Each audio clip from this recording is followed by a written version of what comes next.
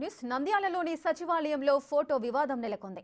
ముఖ్యమంత్రి Chandrababu Naidu, deputy CM Pawan ఫోటోలు పెట్టేందుకు టీడీపీ నేతలు ప్రయత్నించారు. విషయం తెలుసుకుని మున్సిపల్ చైర్పర్సన్ మాబున్నీసా అక్కడకు వెళ్లారు. టీడీపీ నాయకులతో వాగ్వాదానికి దిగారు. ఇంతలో పోలీసులు రంగప్రవేశం చేశారు.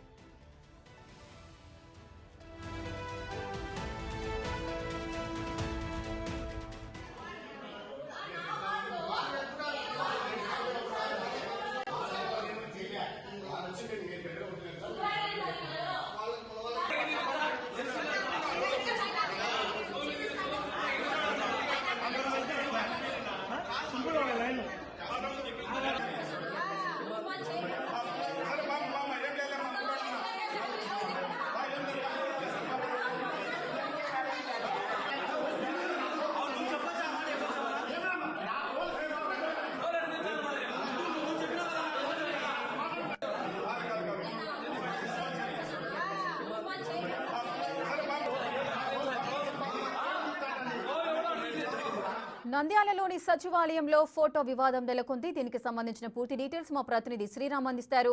శ్రీరామ్, అసలు ఏం జరిగింది? ఈ ఫోటో వివాదం ఏంటి? దీనికి గల కారణాలేంటి?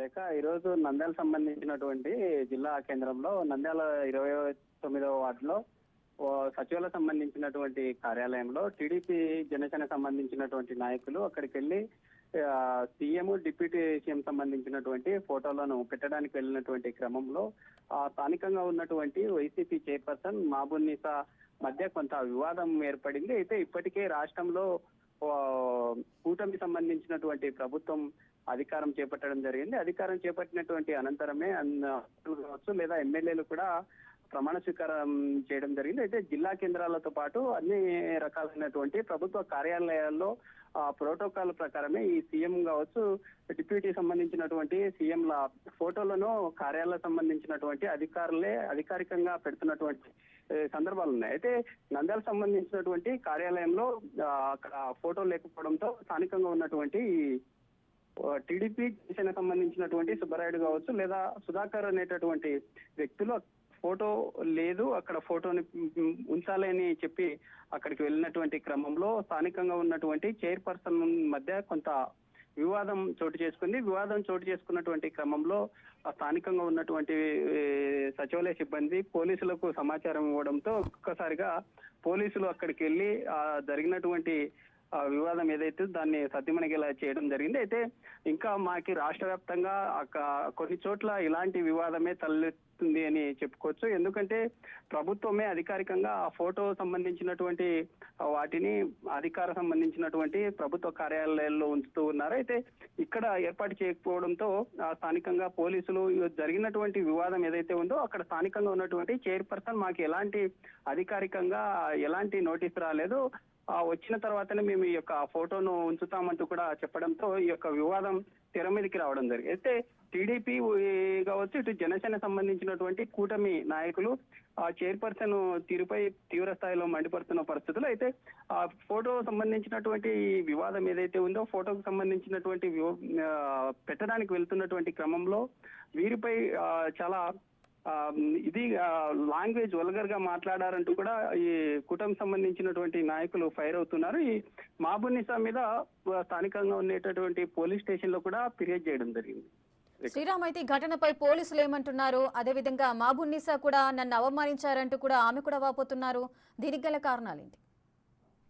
పోలీసులు ఇప్పటికే అక్కడ జరిగినటువంటి సన్నివేశాన్ని మనం చూస్తా ఉన్నాం. సచివాలయం సంబంధించినటువంటి రూమ్ ఏదైతే ఉందో అక్కడ కంప్లీట్ గా మాజీ సీఎం జగన్ సంబంధించినటువంటి చిత్రానికి మొత్తం పేస్ట్ చేస్తూ కలర్ ను పేస్ట్ చేయడం జరిగింది. ఇక్కడ ఏర్పాటు చేస్తున్నటువంటి క్రమంలో అక్కడ ఉన్నటువంటి మాబున్నీసానే ఉత్సాహంగా ఇలా చేశారంటూ కూడా వీళ్ళు ఫైర్ అవుతున్నారు. అయితే పోలీసులు మొత్తంగా జరిగినటువంటి సంఘటన సంబంధించినటువంటి వాటికి సంబంధించి ఉన్నటువంటి సచివాలయం సంబంధించినటువంటి సిబ్బందితో కూడా జరిగినటువంటి సంఘటనకు సంబంధించి దర్యాప్తు చేపడుతూ ఉన్నారు. అయితే ఇప్పటికే అక్కడ ఉన్నటువంటి చైర్పర్సన్ మీదే చర్యలు తీసుకునేలాగా పోలీస్ సంబంధించినటువంటి ఉన్నతాధికారులు కూడా తెలుపుతున్నట్లుగా తెలుస్తా ఉంది. అయితే ఏదేమైనప్పటికీ జరిగినటువంటి వివాదం ఏదైతే ఉందో ఎక్కడా కూడా ఆల్రెడీ ప్రభుత్వం ఏర్పడి కొన్ని రోజులు గడిచినా ఇప్పటికీ ఈ ఫోటో సంబంధించినటువంటి వాటిని ఎందుకు పెట్టడానికి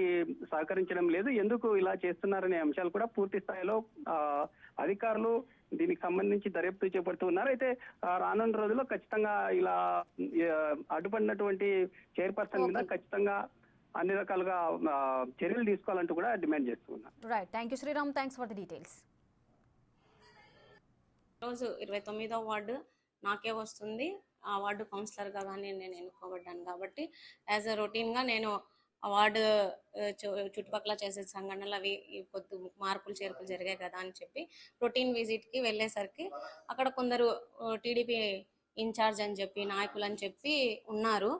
కాకపోతే నేను మర్యాదపూర్వకంగానే వాళ్ళతో సీఎం గారి ఫోటో కానివ్వండి, డిప్యూటీ సీఎం గారి ఫోటో కానీ స్వయంగా నేను పెడతాను, ఏదన్నా మున్సిపాలిటీ నుంచి తెప్పించి పెడతాను, లేదు మీరు డొనేట్ చేసినందుకు కానీ సరే నేను తీసుకొని పెడతానని కానీ చెప్పడం జరిగింది. కానీ అక్కడ సుబ్బరాయుడు అనే వ్యక్తి ఇన్ఛార్జ్ టీడీపీ నుంచి నాతో పోటీ చేసి గతంలో ఓడిపోవడం జరిగింది. ఆయన పచ్చకండువాలు కప్పుకొని మరి వచ్చి దౌర్జన్యంగా ఒక ఆడపిల్ల అని కానీ చూడకుండా ఎలాగంటే మాట్లాడడం జరిగింది. దాన్ని ఖండిస్తూ నేను కానీ అక్కడ వాళ్ళతో మాట్లాడడం జరిగింది. నేను స్వయంగా చెప్పాను, నేను పెడతాను అని కానీ చెప్పడం జరిగింది. సీఎంది నాకు కానీ సీఎంఏ, డిప్యూటీ సీఎంఏ, నేనే పెడతాను, దానికి ఏం మా సీఎం మా ప్రభుత్వం అని చెప్పడం జరిగితే నేను కానీ చెప్పాను ఇప్పుడు మాకు కానీ సీఎంఏ, ఈయన డిప్యూటీ సీఎంఏ, నాకు కానీ నేను స్వయంగా పెడతానన్నా ఆయన వల్గర్గా చేరుస్తాను, 3 నెలల్లో నేను ఇల్లు ఖాళీ చేపిస్తాను అని మాట్లాడడం జరిగింది. కొన్ని స్టాఫ్ని వెళ్ళి మీరు విచారిస్తే నీకు ఈ క్షణంలో నీకు ఇల్లు ఖాళీ చేపిస్తాను, నిన్ను ఎట్లా ఆడపిల్లని చూడకుండా ఎలా అంటే అలా మాట్లాడడం జరిగింది. దేన్ని నేను ఏకవచనంతో మాట్లాడిస్తుంటేనే నేను ఖండించడం జరిగింది. కొద్దిసేపట్లోనే ఎంతమంది అనంటే శివశంకర్ యాదవ్ ఇలా ఎంతో మంది చుట్టుపక్కల వాళ్ళు దాదాపు 60 మంది వచ్చి నా మీద దాడి చేయడానికి దౌర్జన్యంగా రావడం జరిగింది. అక్కడ నేను వెళ్ళేసరికి 4-5 మెంబర్స్ ఉన్నారని చెప్పారు కదా, ఫొటోస్ పెట్టాలి మేము అని అన్నారు. నేనే పెడతాను స్వయంగా అని చెప్పడం కానీ జరిగింది. నువ్వెవరు, ఇప్పటి నుంచి ఇది నా వార్డు, నా సచివాలయము అని అన్నారు. దానివల్ల గొడవ స్టార్ట్ అవ్వడం